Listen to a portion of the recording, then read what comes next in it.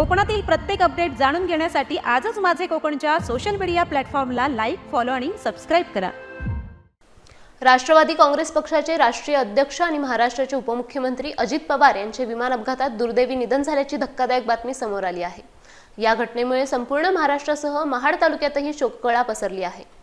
अजितदादांच्या निधनानंतर महाडमधील सर्व राजकीय पक्षांचे नेते आणि स्थानिक व्यापारी संघटनांनी शहरात कडकडीत बंद पाळण्याचे आवाहन केले होते। या आवाहनाला महाडमधील व्यापारी आणि नागरिकांनी उत्स्फूर्त प्रतिसाद दिला असून आज सकाळपासूनच संपूर्ण बाजारपेठ बंद ठेवण्यात आली आहे। व्यापाऱ्यांनी आपली प्रतिष्ठाने स्वतःहून बंद ठेवून अजितदादांना भावपूर्ण श्रद्धांजली अर्पण केली। केवळ हातावर पोट असलेल्या किरकोळ भाजी विक्रेत्यांची दुकाने वगळता शहरातील इतर सर्व व्यवहार पूर्णपणे ठप्प झाले आहेत। महाडमधील मुख्य बाजारपेठेत शुकशुकाट पाहायला मिळत असून नागरिकांनी या दुःखद प्रसंगी एकत्र येत आपल्या लाडक्या नेत्याप्रती आदर व्यक्त केला आहे। अजित पवार यांच्या अशा अचानक जाण्याने राजकीय वर्तुळात मोठी पोकळी निर्माण झाली आहे।